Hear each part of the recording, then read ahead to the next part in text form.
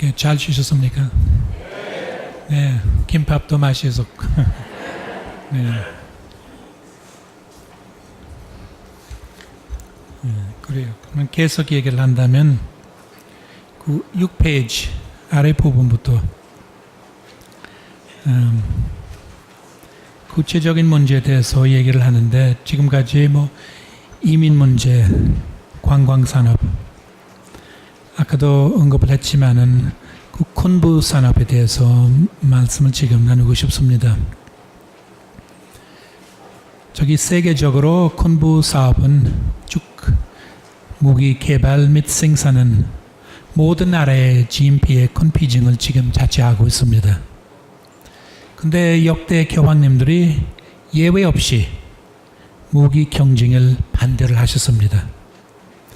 특히 요한 23세는 무기 경쟁은 세상 긴장을 하게 만들고 두려움을 일으킨다고 말씀을 하셨고 지상의 평화의 111항 보시면 바울 6세도 마찬가지로 무기 경쟁은 커다란 낭비라고 말씀을 하셨어요.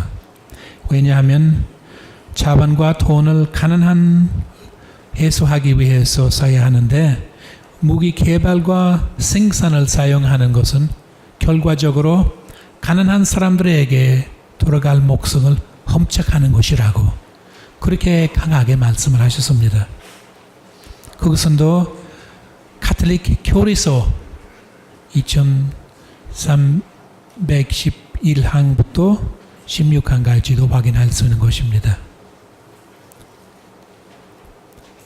근데 여기 핵심은 우리 교황들을 왜 무기 생산하는 것을 반대를 하는가를 한다면 전쟁적 무기의 힘을 믿는 것은 바로 죽음의 세력을 믿는 것입니다. 이걸 전쟁의 핵심은 사람을 죽여야 승리할 수 있다. 그러면 죽음을 믿는 것입니다. 그것은 생명이신 하느님을 부인하는 것이며 그분을 배신하는 것입니다. 반대로 평화를 위해서 노력을 하는 것은 바로 생명이신 분을 존경하고 모시는 것입니다. 교황 바울로 2세는 그 당시에 이라크 전쟁 터졌을 때는 이렇게 말씀을 하셨어요. 전쟁은 언제나 인간의 실패했다는 것을 의미합니다. 같은 말씀은 1999년 평화의 날 메시지에서 강조하셨습니다. 또 매년마다 1월 1일 세계 평화의 날을 우리 교회가 정하면서 교황님들이 평화의 메시지를 저기 공부합니다. 참 그 말씀은 지금 특별히 한국에 큰 도전을 주고 있지 않은가 생각이 듭니다. 여러분도 며칠 전에 아마 지난주인가 신문을 다 보셨겠지만 텔레비에서도 나오고 지금 한국은 이스라엘로 저기 그 T-50 그 훈련 전투기를 지금 수출을 하려고 애를 많이 쓰고 있습니다. 지금 이탈리아와 경쟁사예요. 어느 나라로 지금 이 전투기를 이스라엘로 수출을 할 것인가. 근데 그래서 수출을 물론 객관적으로 봤을 때는 좋은 것인데 이쪽에서 사람들을 직장을 많이 다닐 수도 있고 사업도 잘 되고 그런데 장기적으로 생각을 한 데는 이스라엘 이런 전투기를 어떻게 쓰고 있는지 이스라엘의 역사를 본다면 힘없는 팔레스타인인들을 계속 억압을 시키는 민족입니다. 한마디로 이렇게 군수적으로 협력을 한다면 그런 일을 지금 한국은 참여를 하고 있지 않는가 그렇게도 얘기를 할 수 있습니다. 그런 것을 보면 우리 교회가 그냥 가만히 있으면 문제 있지 않는가. 지금 미국 교회를 본다면 사실은 미국에서 평화운동 다양한 형태로 지금 해나가고 있습니다. 미국 주교단 아주 강하게 자기 정부의 정책을 분석을 하고 비판을 하면서 일반 신주들이 현장에서 다양하게 평화 운동에 대한 시도를 해보고 있습니다. 한국에서 지금 그런 것을 필요하지 않는가 생각이 들어요. 다시 말해서 주교단 차원에서 객관적으로 이런 무기 산업을 한번 분석을 하고 담화문을 발표하고 일반 신자들이 그런 것을 보고 그러면 우리의 주진 현장에서 무엇을 할 수 있을까? 평화운동을 해야 되겠지 않는가? 그런 생각이 많이 듭니다. 다음 얘기는 IT 산업, 인터넷 정보 사업에 대한 얘기인데 아까는 쉬는 시간대 보셨잖아요. 영상은 국제 생활에 대한 그런 내용입니다. 인터넷에서 물어봤는데 다운 받으셔가지고 참 좋은 자료였습니다. 하여튼 우리가 인터넷 잘 활용을 한다면 얻을 것이 많습니다. 국제 공동체를 건설을 하는데 인터넷은 우리들에게 새로운 기회를 주는 것입니다. 인터넷 때문에 우리가 세계적으로 다른 나라에서 일어나는 일들이나 다른 민족들이 겪고 있는 어려움을 이나 고통을 바로 알 수 있고 또 거기에 대한 응답을 할 수 있는 것입니다. 인터넷 연대 운동이 많이 발달되었기 때문입니다. 예전에 사실은 우리가 다른 나라의 상황에 대해서 아는 것이 없다고 쉽게 이야기를 할 수도 있었지만은 이제는 그렇게 하지 못합니다. 모른다고 한다면 이유 두 가지밖에 없습니다. 무관심이나 게으름이나 두 가지는 다른 이유 없어요. 그것은 사실은 한마디로 핑계가 없습니다. 지금 무서운 얘기요. 또 교황 베네딕토 16세는 젊은이들에게 이렇게 말씀을 하셨습니다. 그런 매체를 통해서 민족 간의 연대성과 우정의 유대를 형성하여 보다 나은 세상을 만들어라고 말씀을 하셨습니다. 2009년 매스컴주의를 교황님의 메시지. 이건 한국 교회에 있어서 중요한 말씀인데 왜냐하면 인터넷 개발에 있어서 한국은 세계적으로 앞서가는 나라이기 때문입니다. 그래서 교황님은 젊은이들에게 하셨던 얘기는 사실은 우리 모두에게 하는 얘기입니다. 그런 매체를 통해서 민족 간의 연대성과 우정의 유대를 형성을 하라고. 근데 우리가 다 아마 알고 있지만은 인터넷이나 그런 매체를 지속적으로 효과적으로 활용을 하는 것이 쉬운 것이 아닙니다. 아마 여러분 통해서 홈페이지나 운영을 하시려고 했던 사람이 계신다면 그 사실을 잘 알고 계세요. 매일 업데이트하는 것이 새로운 것을 업데이트하는 거 쉽지도 않습니다. 힘들어요. 또는 요즘 젊은 사람들한테 물어본다면 트위터도 있고 페이스북도 있는데 우리가 사실은 이 모든 매체를 활용을 해야 되는 것인데 근데 참 쉽지 않습니다. 예를 들어서 페이스북 지금 지난번에 통계를 봤을 때 거기 가입하는 사람들이 6억 명. 한 나라라면 세계적으로 세 번째 나라가 되는 것입니다. 중국, 인도, 그 다음에 페이스북. 그 속에서 매일매일 페이스북을 통해서 서로에게 정보를 주고 갖는 사람들이 600이 아니고 6천도 아니고 600명도 아니고 6억 명. 그래서 우리가 중국으로 선교사들을 보내야 되겠다고 요즘 우리 교회가 한국 교회가 세계 교회가 많이 애를 쓰고 있는데 중국은 세계에서 큰 요구를 할 수 있는 나라로 있기 때문에 세계적으로 교황청을 비롯하여 애를 쓰고 있는데, 근데 이 페이스북에서 6억 명이 있습니다. 그래서 우리 교회가 거기에도 선교사를 발견해야 되지 않는가.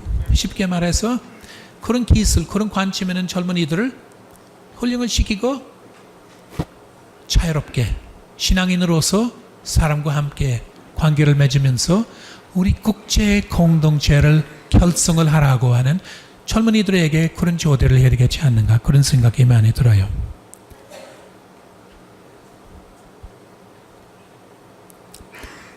또 다섯 번째 이야기는 외방 선교에 대한 이야기인데,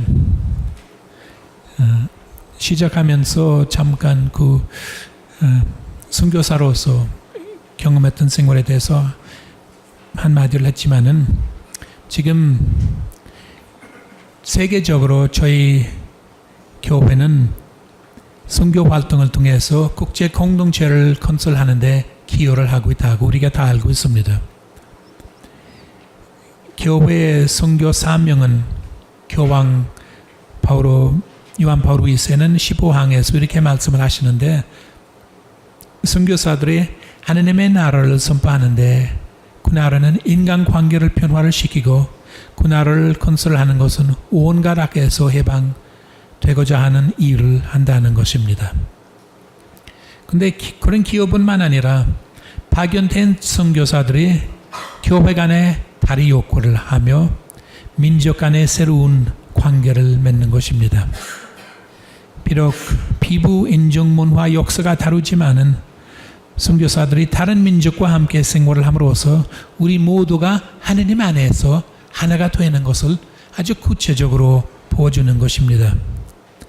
물론 선교의 역사를 살펴본다면 모순된 일이도 있지만은 전체적으로 봤을 때는 교회의 선교 활동은 인류 가족에게 기여를 했다고 확인할 수 있다고 생각을 합니다. 그래요.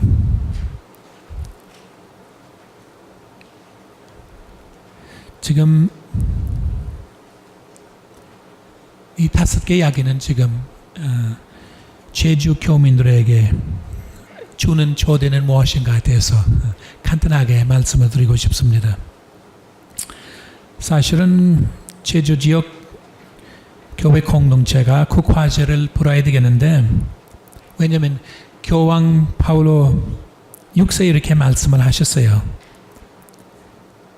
80주년이라는 회칙에서 각 지역의 상황은 객관적으로 분석하고 영원불멸의 한 복음의 말씀으로 비춰주고 사회 문제에 관한 교회 가르침에서 반성 원리와 판단 기준과 행동 지침을 발견하는 일을 각 지역 그리스도 교회 공동체의 책임이다.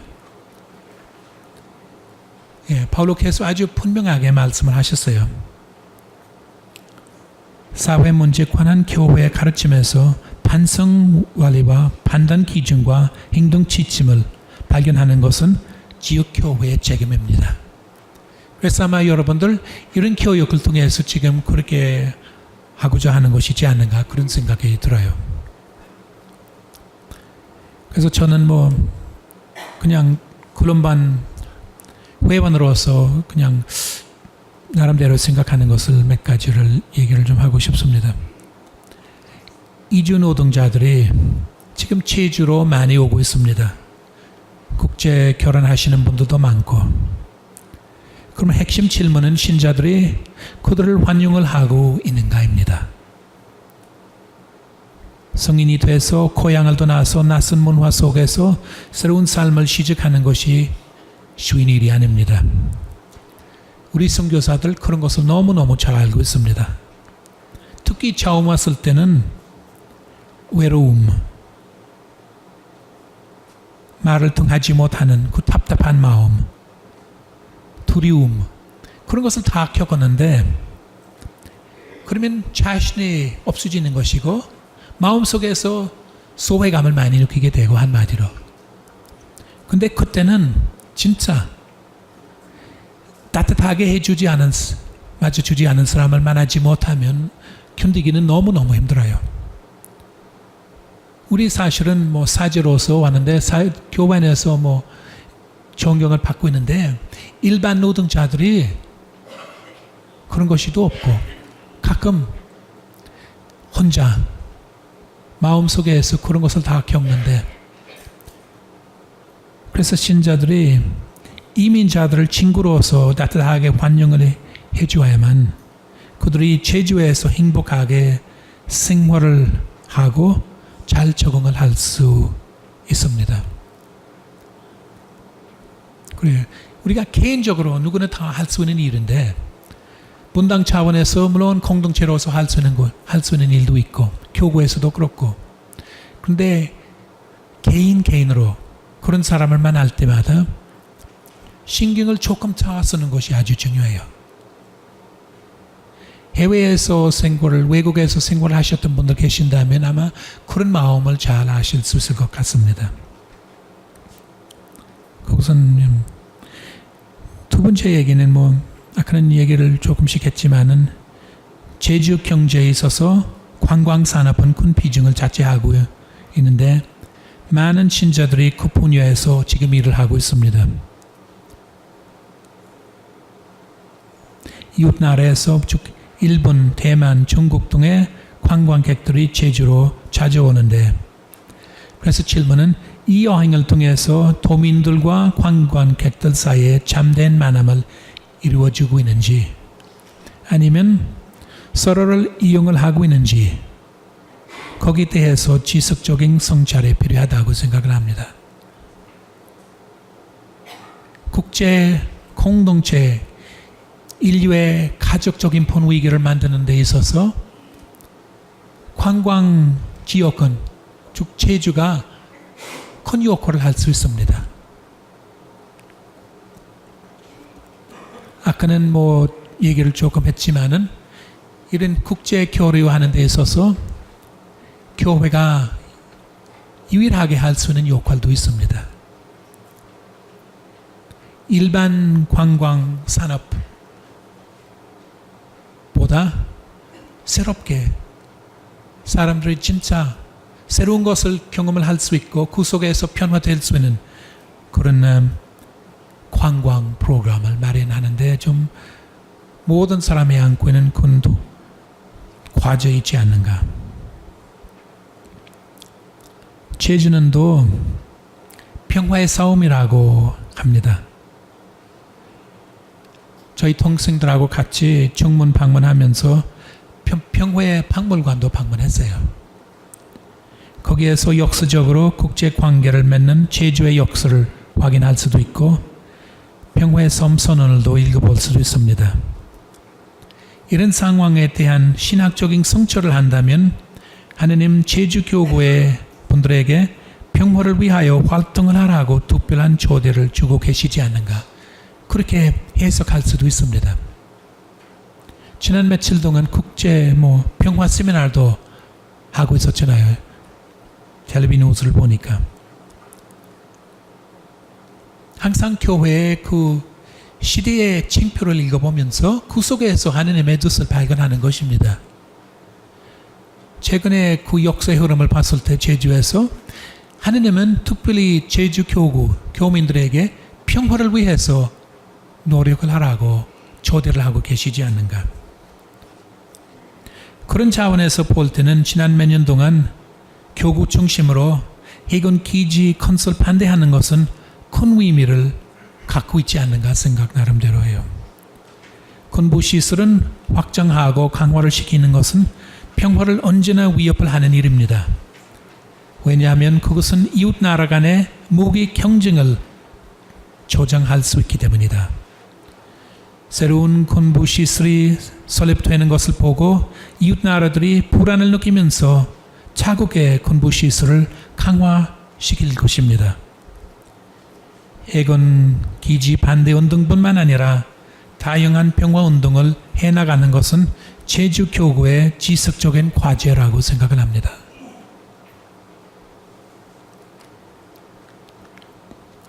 인터넷과 IT 산업과 관련된 얘기인데 기술적으로 봤을 때는 한국은 세계적으로 가장 발전된 나라입니다. 사실은 저희 셋째 동생 신랑은 같이 와서 이번에 그분은 아일랜드에서 IT 산업에서 일을 하고 있어요. 근데 한국 오자마자 IT에 발달하는 것을 보고 너무너무 첫날부터 돈 날 때까지 매일매일 놀랐어요. 아, 이런 것이 있구나. 자기가 서울 코엑스에서 무슨 세계적인 IT 전시회에 마침 그때 있으세요. 가는데 갔다 와서 예, 그런 반응. 그분은 아일랜드에서 지금 그런 분야에서 일을 하는 분인데 하여튼 그만큼 지금 한국에서 그런 분야에 발달되어 있습니다. 근데 신자들이 그런 정보 매체를 통해서 국제 공동체에 기여할 수 있는 기회가 많습니다. 예를 들면 다른 나라, 다른 민족의 문화를 파악하고 배운 것이나 국제인권 이슈에 대한 인터넷 서명운동을 하는 것이나 연대운동을 하는 것이나 그런 것을 다 참여를 할 수 있는 것입니다. 핵심은 관심만 했으면 할 수 있는 것입니다.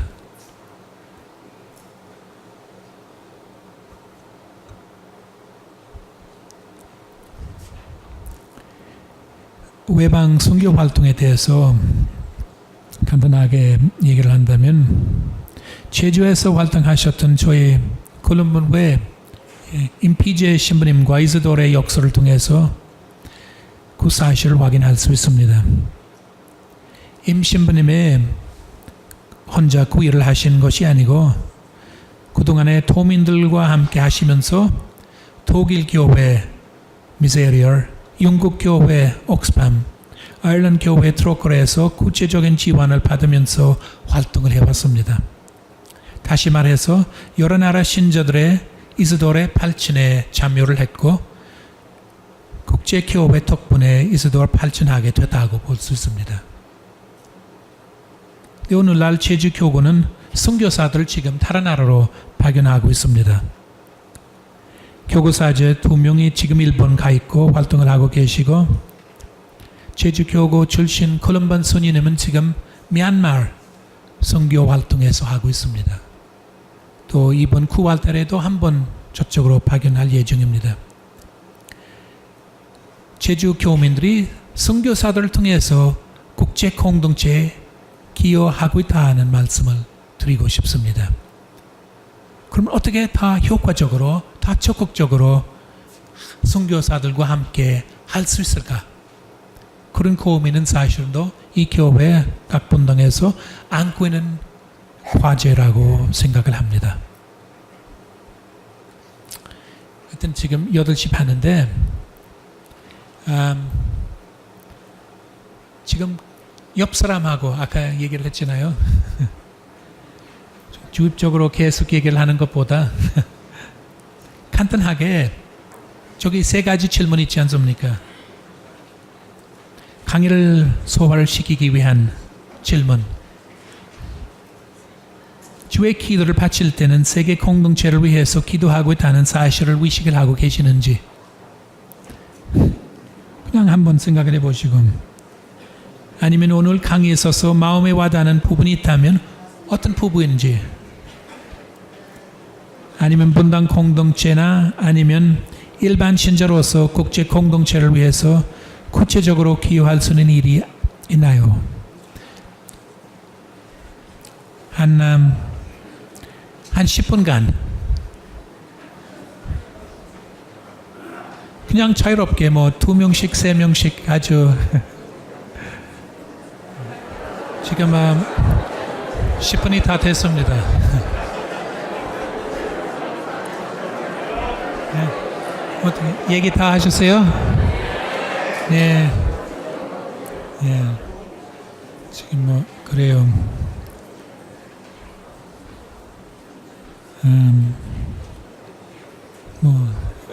끝나고 나서 계속 그 얘기를 하고 싶으면 신부님이 아마 밤새도록 하실 수 있게 허락을 해주시겠죠. 하여튼 오늘 그 주제는 국제 공동체. 그래서 국제 공동체는 사실은 체험을 한다면 그 속에서 사람이 변화되고 또는 풍요로워진다고 생각을 합니다. 개인적인 얘기를 한다면 문화가 한국 문화하고 아일랜드 문화가 아주 달라요. 근데 문화는 사람을 사실은 총애를 시킨다고. 그 얘기는 문화에 따라서 사람이 보고 느끼는 것이 달라요. 쉽게 말해서 아일랜드 사람하고 한국 사람 같은 것을 보고 있는데도 양쪽에 느끼는 것이 달라요. 춘등과 문화 때문에. 그래서 여기 처음 한국에 왔을 때 저는 그때 한국말을 배우면서 저기 월요일 날부터 금요일 날까지 매일 나가서 배우고, 근데 주말에 성당 나가서 미술을 하지 못하고 그래서 그냥 일반 대학생들하고 지내면서 자유롭게 생활을 좀 했어요. 그래서 가끔 산에 그때 등산을 많이 했어요. 등산하는데 처음에는 한국 친구들하고 같이 올라가는데 갑자기 그 아이들이 큰 바위 앞에서 멈추고 그냥 바위를 보고, 아니면 어떤 때는 작은 돌멩이를 얹어주고 멈추고. 처음에는 그런 것을 보고 도대체 이 사람들이 지금 무엇을 느끼고 있어서 이렇게 하고 있는지 아무것도 못 느꼈어요. 근데 이제 30년 지나가는데 저도 산에 올라가면서 돌멩이도 더 가끔 바위를 또 보게 돼요. 그 얘기는 사람이 편해서, 마음이 편했고, 아일랜드에서 체험할 수 없었던 것들 여기 와서 체험을 하게 돼서 그래요. 한국에서 사실은 또 한 가지는 우리라는 개념의 말을 많이 쓰잖아요. 우리나라, 우리 본당, 우리 신부, 우리 와이프 그런 것들. 아일랜드에서 예를 들어서 우리 집, my house, my, 아니면 my family, 우리 가족, 아니면 my 본당, 아니면 우리나라, my homeland. 우리라는 말을 안 쓰죠. 그냥 나의. 그래서 우리라는 개념은 한국에서 좀 번역하면 our. 그런데 영어로 our house, 우리 집 뜻이 달라요. 느끼는 것이 달라요. 거기 내포되어 그 예를 들어서 밀접한 친밀성, 하여튼 그런 관계성 다 있잖아요. our에서 없는 것이고. 그래서 기도할 때는 지금 예를 들어서 아까는 그 기도를 했잖아요. 하늘에 계신 우리 아버지. 영어로 Our Father who art in heaven. Our Father. 근데 Our Father 영어로 표현할 때하고 한국말로 우리 아버지 표현할 때는 이제 느낌이 달라요. 느낌이 다르기 때문에 하느님을 다르게 말하는 것입니다. 그 얘기는 아일랜드에서 느낄 수 없었던, 만날 수 없었던 그런 하느님의 모습이나 느낌은 여기서 체험하는 것입니다. 그것은 바로 국제 체험, 국제 문화 우리들에게 주는 축복, 풍요로움이라고 볼 수도 있어요. 그래서 아주 좋은 것인데 처음부터 하느님께서 우리들에게 그런 축복을 주시려고 하시는데 함께 생활을 하면서 나눔을 하면서 사람이 다 큰 인간이 되고, 그런데 우리가 우물리는 개구리처럼 우리 마당에서만, 우리나라에서만 이 민족주의 있잖아요.